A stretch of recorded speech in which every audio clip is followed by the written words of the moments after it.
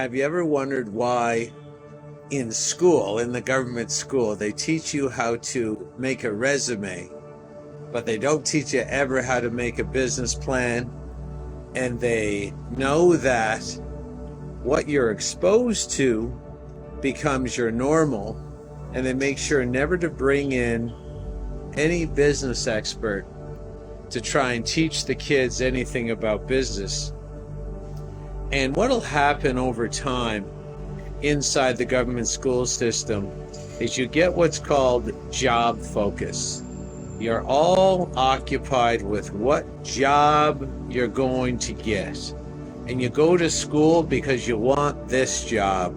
And even the universities or the colleges. And don't forget, college is a word derived from the Latin or the Italian collegia, which means sort of a small group that runs criminal operations in a city or a town. And university, of course, is made up of sort of three phonetic words: uni, meaning one, verse, meaning the spoken or written word, and city, meaning sort of a collection of humans. So university is where everybody goes to learn how to speak and write and think the exact same verses over and over again, which can trap people. And it can really trap people in these systems and cycles where they travel around. They only have the resume in their brain. That's the only way they know how to make money. And there's other ways to make money, which of course they keep from you, they hide from you, they purposely don't teach you that. So it's going to be up to everybody themselves to become independent of the system. And becoming independent of the system first requires that you get the system out of your body. You can't fight the system when you eat it, when you when you smoke it, when you inject it, or when you drink it.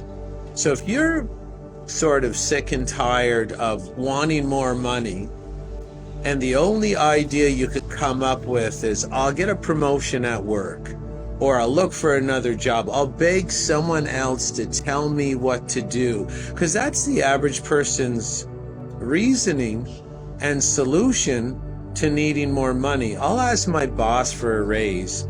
I'll look for another job at a higher price. So the brain is pre-formatted to basically never consider starting a business.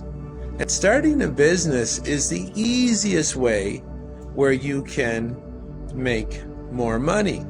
You know, getting an extra $2 a raise an hour is good, but at the same time, you could be working on what's called a side hustle and slowly learning, slowly changing your brain, slowly changing your program to understand you can't go around for your entire life putting all your energy into making someone else's dreams come true. So they're making enough money to pay you and make a profit for themselves wherever you work. So why can't you do that?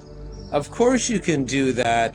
It's just like a lot of the people who you work for and a lot of the big companies, they're definitely staffed or owned by people who have got different programming, different financial blueprints, and sort of different solutions to accomplish their dreams.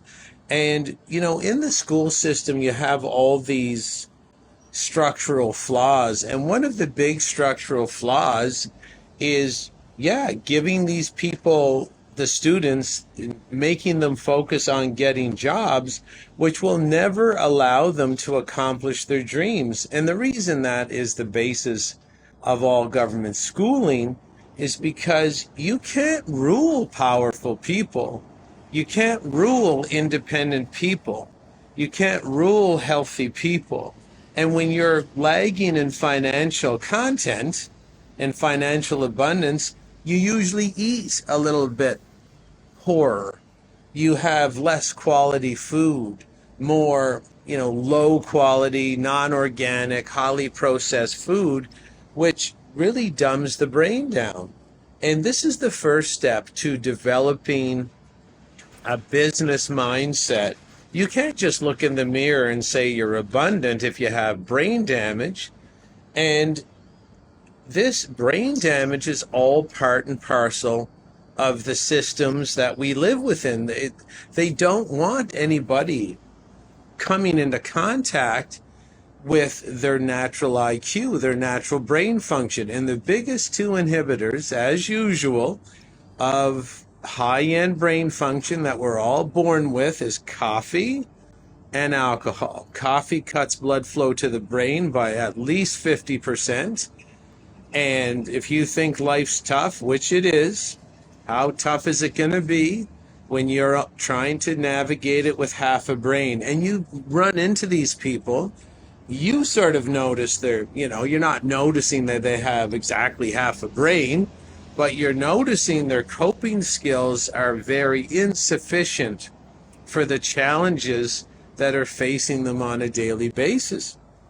And you'll notice they have they got shoulder problems because they carry that coffee cup with them everywhere they go. And coffee is a massive inhibitor of intellect. It's a massive facilitator of disease. It cuts blood flow and oxygen again to the brain by 50%. And you're not going to be good with 50% of your brain. It aggravates aggressive tendencies. It aggravates and activates thinking short term instead of long term. When you drink coffee, you operate from what's called the lizard brain. All it's really concerned about is sex and shelter and food. And if you notice people today, the average Joe, that's all they're concerned with is, right, are they getting enough sex? Are they eating enough? And you can see that the lizard brain is overactivated because a lot of people are overweight. And they're concerned with the basic necessities of life, and their dream machine is broken. But it's not broken permanently. They can reactivate it, get their brain back online by addressing all these addictions, like the coffee addiction, alcohol, the big three inhibitors. Sorry, we got a big truck going by here. The big three inhibitors of your life potential is basically coffee, alcohol, and watching TV, especially Netflix. Hope you enjoyed this information. This is Jason Christoff signing off. Have a great day.